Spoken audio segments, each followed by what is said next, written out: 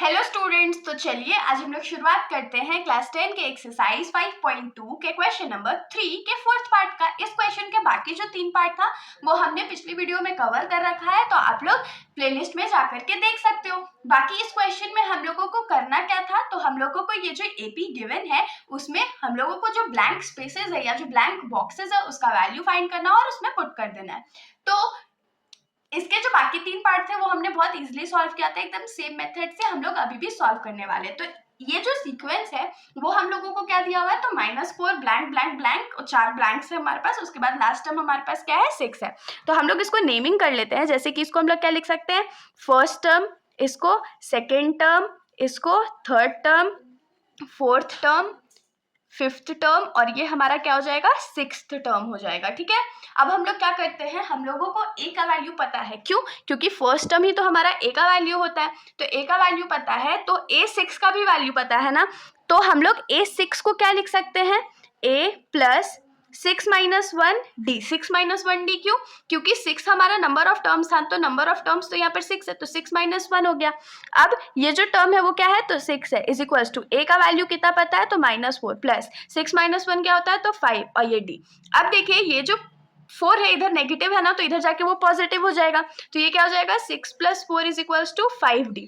तो 6 + 4 क्या होगा, 10 होगा, इज इक्वल्स टू 5d। अब देखिए ये जो 5 इधर मल्टीप्लाई में है डी के साथ, इधर जाके डिवाइड हो जाएगा। तो 10 divided by 5 is equals to d हो गया। तो यहाँ पर वैल्यू क्या आ जाएगा, डी का 2 आ जाएगा। तो डी का वैल्यू हमारे पास 2 आ गया। अब अगर हम लोगों के पास ए का वैल्यू है, डी का वैल्यू है, तो हम लोग कोई भी नंबर ऑफ टर्म्स को आराम से फाइंड कर सकते हैं। तो सबसे पहले हम लोग सेकेंड टर्म फाइंड करेंगे। तो A2 के लिए हमारा फॉर्मूला क्या हो जाएगा, a प्लस डी हो जाएगा ना। या इसको आप लोग ब्रेक करके लिखना चाहो तो डायरेक्ट ऐसे भी लिख सकते हो, वरना अगर ब्रेकिंग वाला मेथड से करोगे तो क्या हो जाएगा, a plus n minus 1d। a plus n के जगह क्या है, 2 माइनस 1d, जिसको हम लोग क्या लिख सकते हैं, a, और 2 माइनस 1 क्या होता है, 1 होता है, तो 1 इंटू डी 1 ही रह जाएगा। तो a प्लस डी, अब इसको डायरेक्ट a प्लस डी लिखो या a प्लस डी, आप इतना सॉल्व करके लिखो, बात बराबर है। अब हम लोग वैल्यूज पुट करेंगे। तो a के जगह हम लोग क्या लिखेंगे, तो -4 प्लस डी के जगह क्या लिखेंगे, तो 2। अब -4 प्लस 2, तो माइनस प्लस माइनस, तो 4 में से 2 गया तो 2, और क्योंकि 4 बड़ा था तो माइनस का साइन लगेगा। तो सेकेंड टर्म हमारा क्या था, -2। अब थर्ड टर्म फाइंड कर लेते हैं। तो थर्ड टर्म हमारा क्या हो जाएगा, a प्लस 2d। अगर आप लोग चाहो तो इस मेथड से भी कर सकते हो या डायरेक्टली भी 2d लिख सकते हो। तो a का वैल्यू हमारे पास कितना है, -4 प्लस 2 इंटू डी का वैल्यू हमारे पास 2 है। तो -4 प्लस 2 2 = 4, तो ये तो पूरा कट गया। तो यहाँ पर थर्ड टर्म हमारा क्या हो जाएगा, 0 हो जाएगा। फिर फोर्थ टर्म भी हम लोग को फाइंड करना था। तो a4 का वैल्यू क्या हो जाएगा, a प्लस 3d। तो a का वैल्यू -4 प्लस 3 इंटू डी हो जाएगा 2। तो -4 प्लस 3 2 = 6। अब 6 में से 4 जाएगा तो क्या बचेगा, 2 बचेगा। तो फोर्थ टर्म भी हमने फाइंड कर लिया। अब हम लोग फिफ्थ टर्म फाइंड करते हैं। तो a5 क्या हो जाएगा, a प्लस 4d। तो a का वैल्यू -4 प्लस 4 इंटू डी का वैल्यू हमारे पास क्या है, तो 2 है। तो ये क्या हो जाएगा, -4 प्लस 4 2 = 8। तो ये क्या हो जाएगा, 4। तो जो हमारा फिफ्थ टर्म था वो भी 4 आ गया। तो अब जो वैल्यूज हमारे पास आए हैं आप लोग उसको ब्लैंक में भर सकते हो।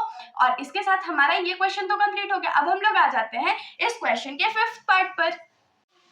हमारा जो फिफ्थ पार्ट का क्वेश्चन है उसमें हम लोगों को यहाँ पर क्या क्या गिवन है, तो a का वैल्यू अननोन है, ये हमारा a2 गिवन है, a3 हम लोगों को फाइंड करना है, a4 भी फाइंड करना है, a5 भी फाइंड करना है, और a6 का वैल्यू गिवन है। तो अब देखिए ये a में गड़बड़ क्या है, तो हम लोगों को a का वैल्यू भी नहीं दिया हुआ है और d का वैल्यू भी नहीं दिया हुआ है।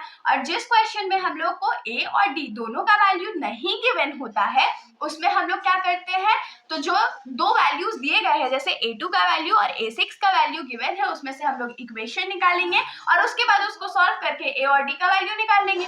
तो देखिए कोई भी क्वेश्चन हार्ड नहीं होता है, उसको बनाने का तरीका होता है। एकदम सेम क्वेश्चन हमने अभी क्वेश्चन नंबर 3 के ही सेकंड पार्ट में किया था, जो कि पिछले वीडियो में है, तो आप लोग उसको भी चेक करके देख सकते हो। बाकी इस क्वेश्चन को चलिए हम लोग सॉल्व करते हैं। तो सबसे पहले हम लोग कौन सा वैल्यू गिवन है, तो a2 का। तो a2 का हम लोग क्या लिख सकते हैं, a plus n minus 1d। इस फॉर्मूले में अगर पुट कर दे तो ये क्या हो जाएगा, a प्लस 2 माइनस 1d, जो कि हो जाएगा a प्लस 2 माइनस 1 क्या होता है, 1 होता है, और 1 इंटू डी क्या होता है, d होता है। तो a2 का वैल्यू क्या हो गया, a प्लस d हो गया। अब a2 का वैल्यू हम लोग को कितना गिवन है, 38 गिवन है is equals to a plus d. अगर इसको हम लोग थोड़ा सा अरेंज कर ले तो कैसे लिख सकते हैं, ए इज इक्वल्स टू या a plus d is equals to 38। ठीक है, अब हम लोग आ जाते हैं जो सेकेंड वैल्यू नोन है। तो सेकेंड वैल्यू जो हम लोगों को नोन है वो क्या है, a6 is equals to a plus n minus 1 d is equals to a plus n के जगह क्या पुट करेंगे 6 माइनस 1 d, जिसको हम लोग क्या लिख सकते हैं a प्लस 5d। तो आप लोग directly a6 is equals to a plus 5d भी लिख सकते हो, वरना इतना सॉल्व भी कर सकते हो। अब a6 का वैल्यू क्या है, -22 is equals to a plus 5d हो जाएगा। अब देखिए यहाँ पर a और d का वैल्यू तो पता नहीं है, तो हम लोग सब्स्टिट्यूशन मेथड का यूज करेंगे। हम लोग क्या करते हैं, यहाँ पर से a का वैल्यू निकालते हैं। तो a का वैल्यू क्या हो जाएगा, a is equals to 38 minus d। अब ये जो a का वैल्यू है हम लोग उसको इक्वेशन नंबर 2 में पुट कर देते हैं। तो इसको हम लोग इक्वेशन 1 मान लेते हैं, इसको 2 मान लेते हैं। तो put a is equals to 38 minus d in equation 2। तो ये क्या हो जाएगा, -22 इज इक्वल्स टू a की जगह क्या पुट करेंगे 38 माइनस डी प्लस 5d। तो अब ये जो 38 इधर प्लस में है इसको इधर भेजेंगे तो माइनस में आ जाएगा ना। तो -22 minus 38 is equals to 5d था माइनस d था ना, तो 5 में से 1 गया तो 4 बचेगा, तो ये 4d हो गया। माइनस माइनस प्लस, लेकिन साइन माइनस का, तो प्लस करेंगे तो ये 60 हो जाएगा इज इक्वल्स टू 4d। अब ये जो 4 है इधर प्लस में है या मल्टीप्लाई में है, तो इधर आके डिवाइड हो जाएगा। तो -60 divided by 4 is equals to d। तो ये कितने टाइम्स में जाएगा, 4 1 जा 4 और 25 टाइम्स में आता है। तो d का वैल्यू हमारे पास क्या आ गया, -15 आ गया। अब d का वैल्यू -15 है तो हम लोग क्या करेंगे, put d is equals to -15 in equation 1। Equation 1 में उसको पुट कर देते, तो इक्वेशन 1 हमारा क्या था, a is equals to 38 minus D. तो a इज इक्वल्स टू क्या हो जाएगा 38 माइनस -15, और 38 माइनस माइनस प्लस 15 हो जाएगा। तो ये क्या हो जाएगा 38 प्लस 15, 8 और 5 13, 3 1 4 1 5। तो ये क्या हो जाएगा a इज इक्वल्स टू 53। तो यहाँ पर a का वैल्यू हम लोगों को पता चल गया। अब हम लोग को a का वैल्यू भी पता है, d का वैल्यू भी पता है, तो हम लोग क्या कर सकते हैं, तो हम लोग जितने भी अननोन टर्म्स है उसको फाइंड कर सकते हैं।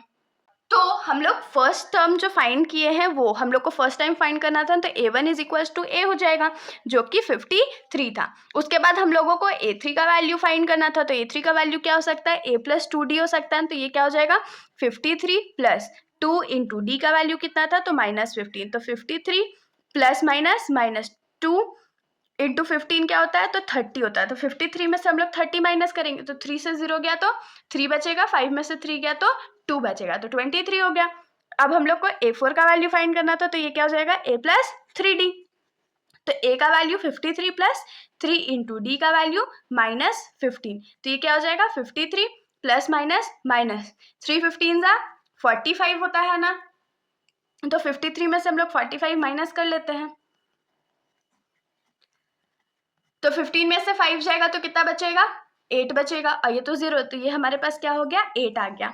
उसके बाद हम लोगों को a5 का भी वैल्यू फाइंड करना था, तो a5 को क्या लिख सकते हैं a प्लस 4d। a का वैल्यू 53 प्लस 4 इंटू डी का वैल्यू -15। तो ये क्या हो जाएगा 53 प्लस माइनस 4 15 जा 60। तो ये हमारे पास क्या बचेगा -7। तो यहाँ पर जितने भी वैल्यूज हम लोगों के पास थे वो हम लोगों को पता चल गया है। तो इसके साथ आप लोग क्या करना, जो भी वैल्यूज हम लोग ने फाइंड किए हैं वो आप लोग बॉक्स में भर लीजिएगा। और अगर आप लोगों को कोई भी डाउट हो तो आप लोग बेशक कमेंट सेक्शन में पूछ लीजिएगा, वरना अगर आप लोगों को वीडियो अच्छी लगी तो वीडियो को लाइक कर दीजिएगा और मेरे चैनल को बिना सब्सक्राइब किए कहीं मत जाइएगा। Thank you.